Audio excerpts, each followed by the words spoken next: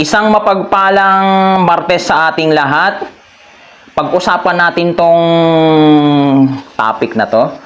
Actually, 10 beses ko tong nakita sa newsfeed ko sa mga FB friends ko. Job hiring sa Peso Department. Shoutout nga pala sa Peso Department ng City Hall. Ayan, SM. Maraming pagkakataon na may job hiring sa Peso, hindi ko sinusubukang mag-apply. Bakit kamo? Laging SM. Ang problema sa SM o sa iba, sa SM, sa Robinson, mataas ang standard nila kaya hindi ka rin basta-basta makakapasok. Makapasok ka man, magkano lang ipapasahod sa iyo? Minimum. Grabe, di ba? 8 hours, tapos yung trabaho, minimum lang yung papasahod. Grabe sa SM. Isa yan sa mga dahilan bakit ang hirap maghanap ng trabaho dito sa Pilipinas. Yung high standard sa paghahanap ng trabaho. Kaya yung mga FB friends ko na sineshared post yung job hiring sa Peso Department, naiintindihan ko. Kaya nga hashtag piliin mo ang Pilipinas. Tapos, ibinabalita sa balita taon-taon na ang dami daw Pilipino na walang trabaho. Paano walang trabaho ang ibang Pilipino? Bakit? Isa na yan, yung SM na yan, yung ibang, yung Robinson. Bago ka makapasok ng trabaho dyan, kailangan mo ng ganito, ganyan. Tapos ang hina-hire nila na nagtatrabaho is yung may working experience na. Kaya ka nga naghanap ng trabaho para magtrabaho. Pero ang nangyayari, lahat ng kumpanya, ang hinahanap nilang nag-a-apply ng trabaho, yung may experience na. Bakit? Hindi na kailangang turuan. At isa pa, kaya para hindi na nila tuturuan, para hindi sayang sa panahon na yun nga At higit sa lahat, ito yung masasakit sa ganyan Makapagtrabaho ka man, 6 months, kahit anong sipag mo sa trabaho, pag hindi ka na-absorb sa trabaho mo, wala ring mangyayari. Yan ang hirap sa Pilipinas. Sa ngayon, yung high school graduate, o sa panahon, o di kaya, hindi na high school graduate dahil may K-12 program na tayo. Mga senior high graduate, sabi ng government, kahit graduate ka lang daw ng K-12, makakapasok ka na ng trabaho. Bakit ganun? Bakit ganun, ha? Niloloko nyo ba kami? Ha? Sinasabi nyo, kahit graduate ka ng senior high, makakahanap ka ng trabaho. Bakit ganun? Ang hinahanap nyo pa rin, college graduate, blah blah, and so on, and so on, and so on, and so on. Bakit ganun na nangyayari? Anyari? Kung ako tatanungin, dapat tanggalin na yung K-12 program na yan ng government natin. Kasi wala rin saysay. Tapos ibabalita sa TV, nadagdagan na naman daw yung mga taong walang trabaho. Kung bawas-bawasan nyo kaya yung high standard nyo sa trabaho, di sana maraming Pilipinong nakakapagtrabaho. Eto pa, may mga trabaho sa mga restaurant. Magkano lang ipinapasahod? Minimum lang. Tapos 12 oras yung. Madalas yan sa mga restaurant na mga kainan 12 oras ang pasok tapos ang sahod minimum lang. 'Di ba? Yung iba kasi dahil walang mapasukan na trabaho, napipilitan na lang magtrabaho dahil kailangan. Kung hindi magtatrabaho, gutom ang pamilya. Kaya naiintindihan ko rin ibang kababayan natin na kahit mahirap yung trabaho sa mga restaurant at kung ano-anong trabaho, pinipilit na lang nilang maghanap buhay kasi nga, para mabuhay.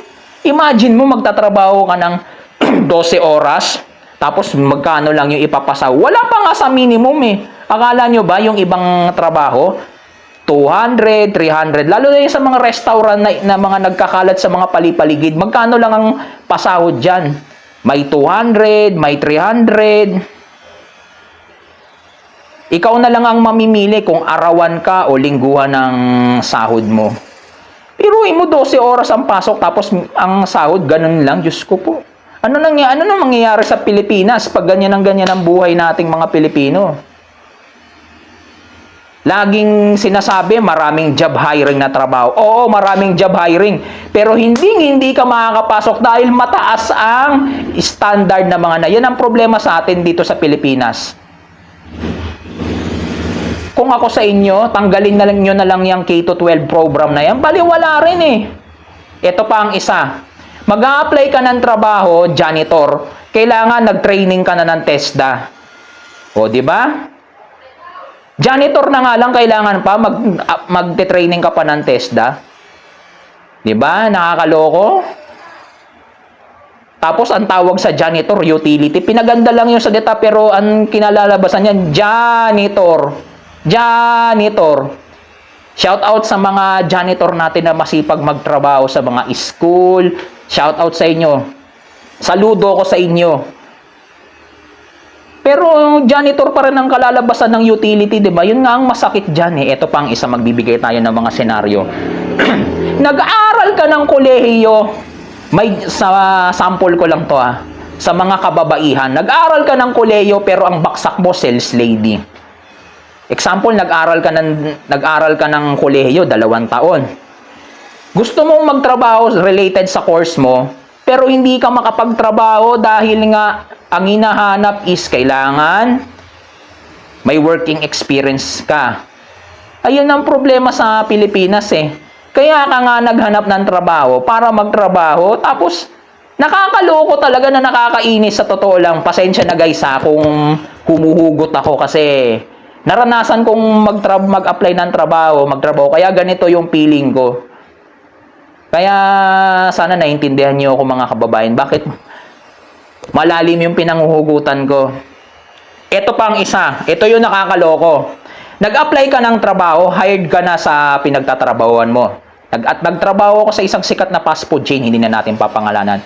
Way back in 2017, ang aming pwesto ay nasa loob ng Robinson Mall, sa loob ng Robinson's Novaliches. Nag-apply ako, na-hired ako. Pero nag-undergo pa rin ako ng agency kasi kailangan. Imagine mo, dapat, kung ikaw ay sikat na establishmento, dapat ikaw na yung nagpapasahod sa mga trabahador mo, hindi na yung mismong agency. Dapat buwagin na yung agency na yan eh. Dapat kapag nagtrabaho ka, yung company na mismo ang nagpapasahod, ayan ang problema sa atin eh. Yun. Pero siguro kung inayos ko lang yung trabaho ko dun sa fast food na pinagtatrabahuan ko, malamang manager na ako. Nagka-problema kasi tayo. Una sa lahat,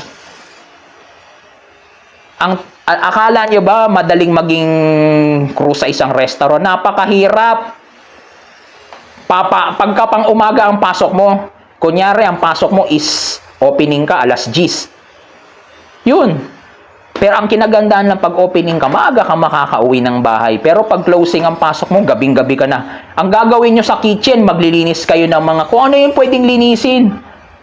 Hindi ka lang cook, hindi ka lang dishwasher, all around ang gagawin mo. Nandyan pa yung inventory. Hindi mo naman gawain yung inventory, pero kailangan mo rin gawin yan. Kaya kailangan pag sa mga nag-aaral ngayon ng kolehiyo o ng high school, huwag yung babaliwalay ng pag-aaral ng math. Kahit basic math, pag-aralan nyo yan.